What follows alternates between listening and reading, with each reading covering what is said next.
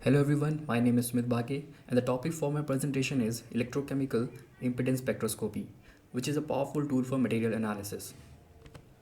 Following up with the content, we'll be seeing introduction, theory, working principle, data interpretation, application, and its advantages and limitations. So what basically electrochemical impedance spectroscopy is? It is a versatile and widely used analytical technique that provides valuable insights into the electrical and chemical properties of the materials. So basically, if you have a battery and you want to know what is going inside that battery, what kind of chemical reaction or the kinetic it is following, so in that case you need to perform this experiment so that you can know the behavior of the material, and in the later stage you can go on optimizing the performance or design of the material. So by applying a small amplitude alternating current signal to an electrochemical system and measuring the system response, this EIS can allow researchers to study a wide range of materials, from batteries and fuel cells to coatings and corrosion process. So what principle it follows? It follows a concept of impedance, which is a resistance to flow of alternating current in an electrochemical system. So by applying a small AC signal and measuring the system response, researcher can gain insights into the capacitive, resistive, and inductive properties of material under investigation. And frequency dependence, EIS examines the electrochemical system response over a wide range of frequencies, typically from millihertz to megahertz. And this frequency dependent behavior provides information about the various processes occurring within the system, such as charge transfer, mass transfer, and surface reactions. So what is the main advantages of this spectroscopy? That it is a non-destructive technique that allows for the study of complex system without significantly disturbing the system equilibrium. And it provides a wealth of information about the system properties and kinetics of the ongoing electrochemical process. So we know that it works in the principle of impedance. So what actually impedance is? So this involves three components like resistance, capacitance, and inductance. So impedance can only be sometimes resistance, and can only be capacitance, or can only be inductance, or it can be combination of all three components. So let's see what resistance is. So resistance is opposition of the flow of direct current in a DC circuit, and capacitance is the ability of material to store an electric charge, and inductance is a property of circuit that opposes charges in the flow of current. And in EIS inductance, it can be associated with presence of electrochemical reaction involving adsorbed species or electrochemical process occurring at the interface. So what is the basic setup of this EIS system? So it comprises of three components, that is a potential stat, a electrochemical cell, frequency response analyzer. So the potential stat is the central component of the EIS setup, responsible for applying the AC voltage signal and measuring the resultant current response.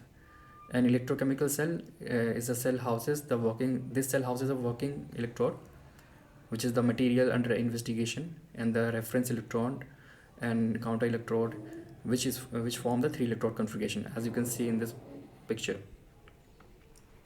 So, and what is a frequency response analyzer? It is a this FRA generates a AC voltage signal and measures the system impedance response over a wide range of frequencies.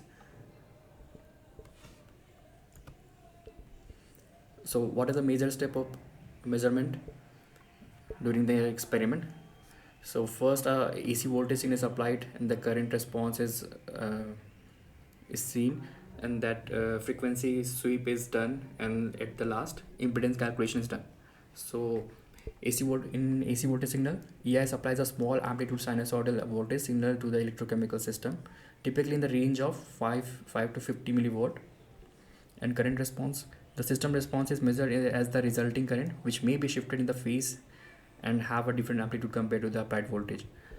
Frequency sweep, the AC voltage signal is applied over a wide range of frequencies, just we talked earlier, typically from millihertz to megahertz, to probe the different electrochemical process occurring in the system.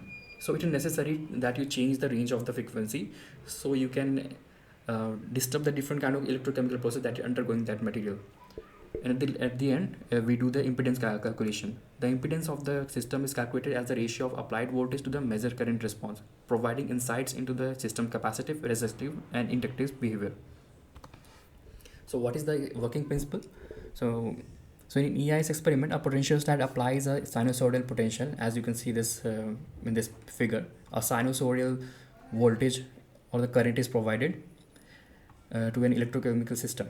This can be an electrochemical cell or anything that is under the investigation.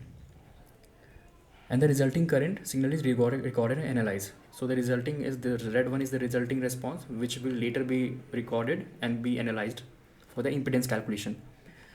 So if the applied signal is potential and the measured signal is current, it is referred as potential static EIS. Okay, so and when the applied signal is current and the measured signal is potential, it is referred to as galvanostatic EIS. For the case of potential static EIS, the equation is given as this, where where ET is a potential as a function of time, and E naught is the initial potential, and omega is the angular frequency, and T is the time. And the user controls the frequency and amplitude of the input potential signal with the potential stat and frequency response analyzer. The measured output signal, current signal, the measured output current signal has the same frequency as that of the input signal, but its phase may be shifted by a finite amount known as phase shift. As you can see in this picture, there is a phase shift of phi. Okay, so the measured output current amplitude will vary with the impedance of the electrochemical system at a given frequency. So we saw the input in equation of input, that is Et is equal to E naught cos omega t, and the output signal and the equation of the output signal would be in the current, that is IT is equal to I naught cos omega t minus phi, where phi is the phase angle. So here in this picture you can see how frequency is varying throughout the time for probe the different electrochemical process that is undergoing into a electrochemical system. And this is a overall calculations of the pictures of the electrochemical system. Now coming to the data interpretation, how the data is interpreted after the response had been analyzed. So the result of plotting the input and output signal on the signal current versus potential graph is called Lissajous plot. Okay, so this plot is which you are seeing is a Lissajous plot. The shape of the current versus potential Lissajous plot is a straight line if the input and output signal are in phase. If the input and output signal are in phase, the graph would be a straight line, and if it is in out of phase, the graph would be in an oval shape.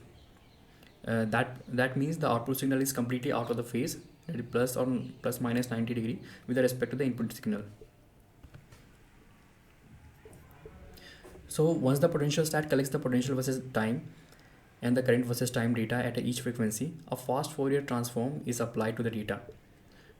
The FTT, that is fast Fourier transform, converts the potential versus time and current versus time into potential magnitude versus frequency and current magnitude versus frequency. The potential amplitude current amplitude, the potential amplitude current amplitude and the phase angle at each frequency are determined from the FTT analysis. With these data, we can describe the different plotting convection associated with EIS. And this can be seen in this picture, how the fast Fourier transform has been implemented in this graph. The magnitude of the impedance is equal to the potential amplitude divided by the current amplitude. That is, modulus of Z is equal to E naught by I naught.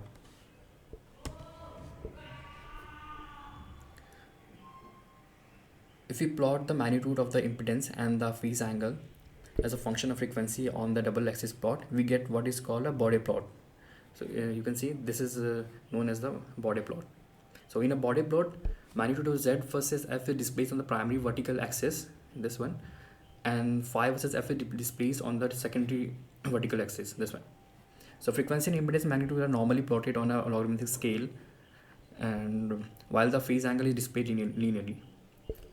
And there is also another way to express EIS data, like we can use polar coordinates. These two pictures shows the polar coordinates of the EIS system.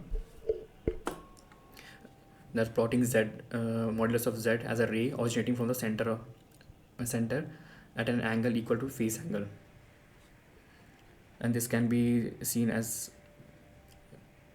this equation, that is the z modulus of z is equal to under root of z square by zy square.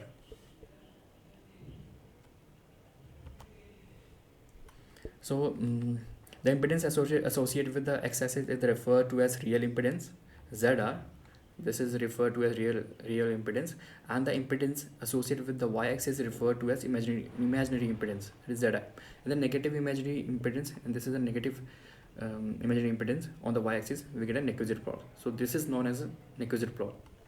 So Nyquist plots are the most common form of displaying impedance data, followed by Bode plot. Bode plots allow easily determination of frequency values compared with a Nyquist plot, where frequency values are not plotted.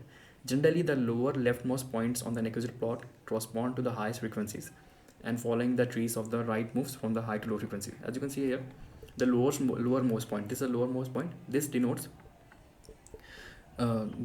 a highest frequency. Sorry. So this denotes a higher frequency, and this followed by traces of path. This is the low frequencies. In total, an electrochemical impedance spectroscopy experiment results in 5 columns of data, that is F, that is frequency, ZR, that is the real impedance, ZI, which is imaginary impedance, and phi is a phase angle, and modulus of Z is a resultant impedance. So after getting the plot data interpretation, we go on circuit modeling. So there is a circuit that is mostly followed, that is a Randall circuit.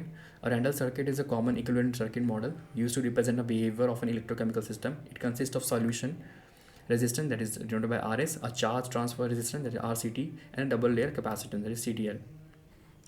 And there can be some additional element also, like depending on the system under investigation, other circuits elements such as Warburg impedance, that is ZW, for the mass transfer process, or inductive elements L may be included in the equivalent circuit model. So and for the constant phase element, like in a more complex system, a constant phase element CPE is often used instead of an ideal capacitor to account for non-ideal capacitive behavior, such as surface roughness or inhomogeneities in the material. And at the last, the data is fitted to the experiment data is fitted and is analyzed. The researcher can extract quantitative information about the physical and chemical properties of the system, such as reaction kinetics, diffusion processes, and interfacial characteristics through these data. So here the example of some circuit modeling. Like for a pure resistor, the modeling is given like this, just a straight line along the x-axis. And for pure capacitance, it is a dotted line along the y-axis, negative Z. And for example, you can see here, and here, for a R and C in series, if the resistance and capacitor are in series, the plot can be the graph can be plotted as this, and if the resistance and capacitance in parallel, this can be plotted as this. So if we take an example, if the plot is showing something, if the Nyquist plot is showing this kind of graph, so we'll be getting this kind of circuit. This is our model circuit. So this is basically a circuit of a lithium battery cell.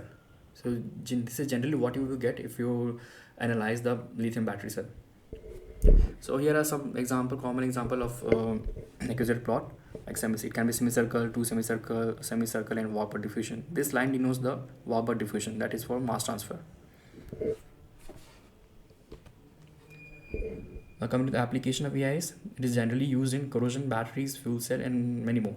So corrosion monitoring, EIS is widely used in study of corrosion behavior of metals and coatings, providing information about the formation and degradation of protective films, as well as the kinetic corrosion process. And before only I explain about the battery and the fuel cell.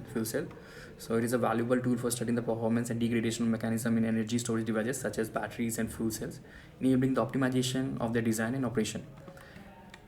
Also used for coatings and thin films. It is used to characterize the protective properties, adhesion, and degradation of various coatings and thin films, including paints, ceramics, polymers, which are essential in many industrial applications.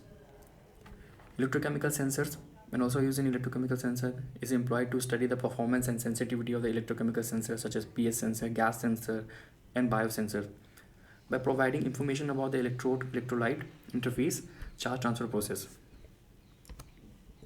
So at the last, we'll be seeing advantages and limitations. So what are the advantages?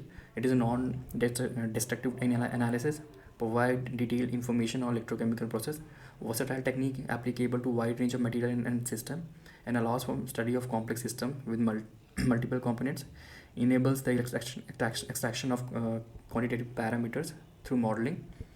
And what are the limitations? It requires a careful experiment design and data interpretation, relatively complex data analysis and equivalent circuit modeling. It is sensitive to experimental conditions such as temperature and humidity, possible interference from plastics, effects on the non-ideal system behavior, and limited spatial resolution for the surface or interfacial characterization. So that was it for presentation. Thank you.